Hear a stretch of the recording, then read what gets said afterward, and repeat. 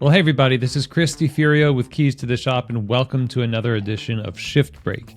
Now, today's episode is brought to you by our friends at La Marzocco. They've been making espresso machines by hand in Florence since 1927, and they make some of the world's, if not the world's best espresso machines. Just know that the best cafes in the world, they've been using La Marzocco's as the cornerstone of their cafe's production for a reason. They're dependable, they are beautiful, they're innovative, they stay up to date and have options to help you stay up to date with the latest innovations in technology. Whether you're looking for something that has very technically advanced features or something that's a little bit more on the manual side, La Marzocco's espresso machines are designed to be workhorses, showpieces, and to be solid over the years of you running your business. So go check them out, lamarzocousa.com, and reach out to them. Their sales folks can be reached info@lamarzocousa.com, and they're waiting to get you the right espresso machine for your cafe. Again, lamarzocousa.com. Now, our friends at Rattleware also, I want to make you aware of them. Rattleware.com. Rattleware has been around for a long time, and they have been working in the background of your cafe this whole time. If you have smallwares, you know that if those smallwares are not functioning properly, then it's a big deal. You know, you don't want smallwares to just be annoying during the service. You just got to count on them. Rattleware makes smallwares that just work. Knock boxes, whisks, pitchers, shot glasses, that kind of stuff, you know? Go check them out, rattleware.com, for smallwares for your cafe that just work so you can just work. Now, today's episode, I wanted to talk to you about listening, and listening as an act of allowing yourself and your business to grow. There's a lot of things that happen, bad things that happen when we don't listen.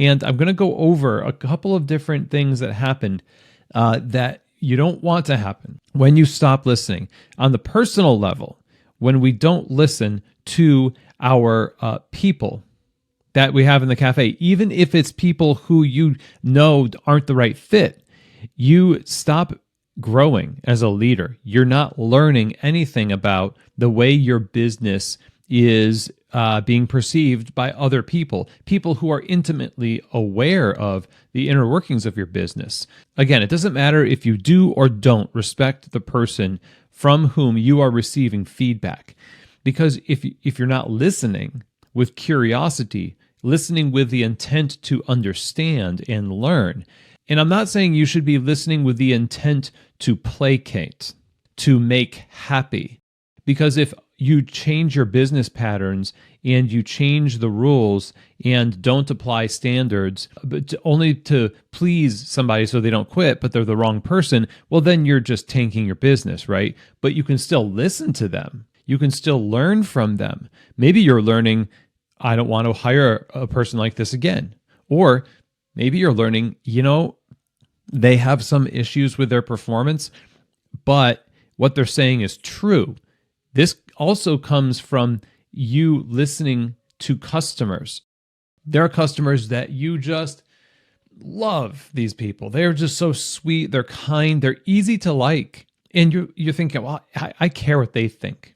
They're going to reflect back to me valuable information. There's something called the fallacy of origins. In other words, you get this piece of feedback from somebody, but because of who it's coming from, you discount the feedback itself. They could be telling you something completely true. A person you don't like tells you you're out of toilet paper in the bathroom. You're not going to just be like, whatever. Yeah, it's coming from that person. Who cares what they think?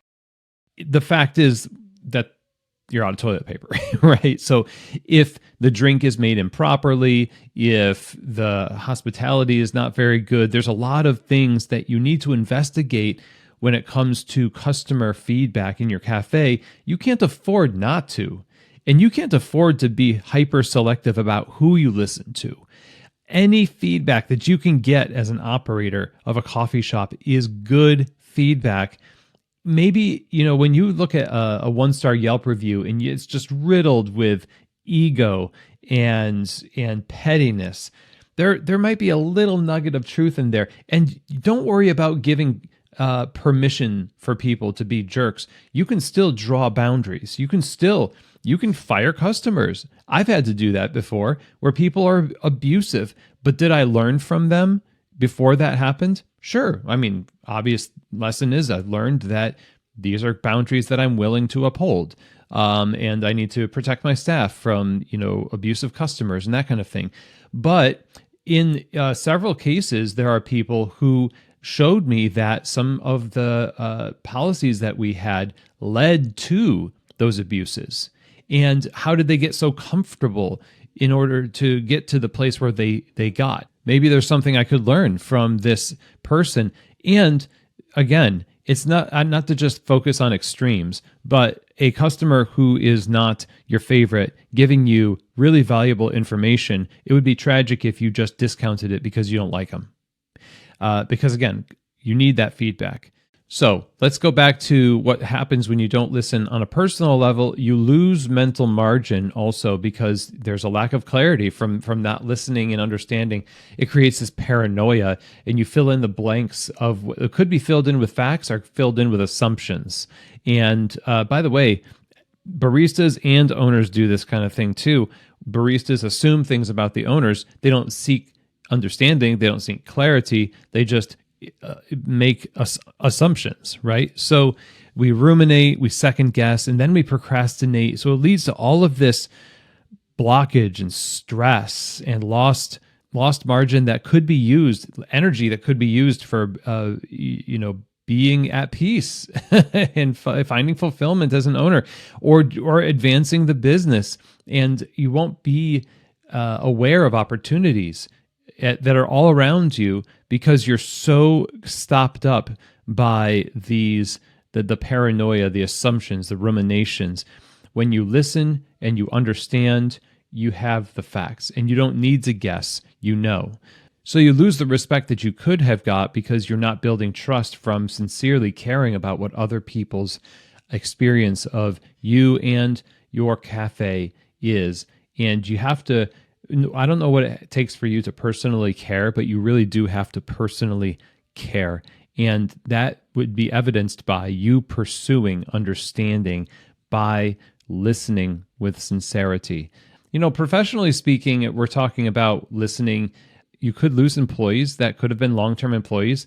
They kind of grew tired of not being valued in spite of the consistent paycheck.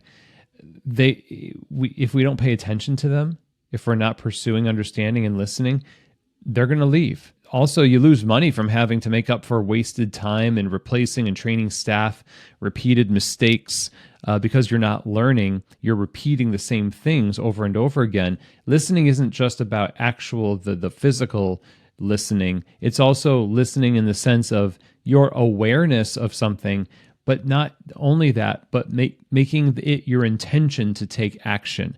So I was with a client this week, and I told her, awareness is not enough. You can be aware, but you have to have intention. So attention is not as good as intention.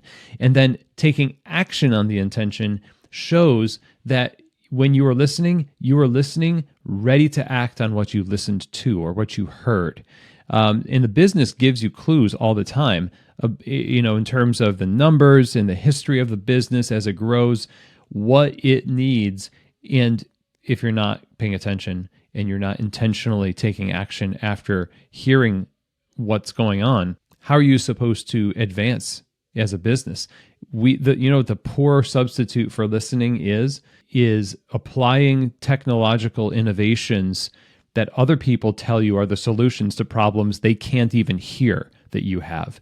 If you're listening to your staff, your customers, your business, you'll have a way better opportunity to say yes to something without having been taken for a ride by marketers. I fear that a lot of people are just not listening, and they're assuming that the tension they feel is only solved by these, get our product, get our machine. You need innovation. So instead of thinking about how we need to be innovative, we need to do new things, we kind of need to take what we have and learn from it more and do it better by understanding it through listening. So there's a lot at stake if we're not listening to our people, to our business, the customers. And the stance, again, that we have to take is listen with the intent to understand and to become aware, intentionally take action on what you hear, and you will find growth is a natural byproduct of it, both personally and professionally. You're going to have more energy. You're going to have more mental clarity. Your yeses will be more certain yeses, and your no's will be more certain no's. And you're not going to feel the rumination take over of, oh, maybe I should, maybe I shouldn't. There's always this tension because you have done the work to understand, and it all starts with listening. So I hope that was helpful. I also want to draw your attention to the 2 episodes that we did with a friend of the show, Oscar Trimbley, who wrote 2 books on listening. And I think that it would be really great for you not only to buy those books, but to listen to those episodes on listening as well. So again, hope it was helpful. Thanks so much. Don't forget to check out the Keyholder coaching groups. Our applications are open right now for people to become members of this mastermind group of coffee shop owners. We meet over 6 months. Super valuable and very encouraging times for coffee shop owners who need community to grow themselves and their business. Check that out. Links in the show notes. Thanks, everybody, and we'll see you next week on another edition of Shift Break, from keys to the shop.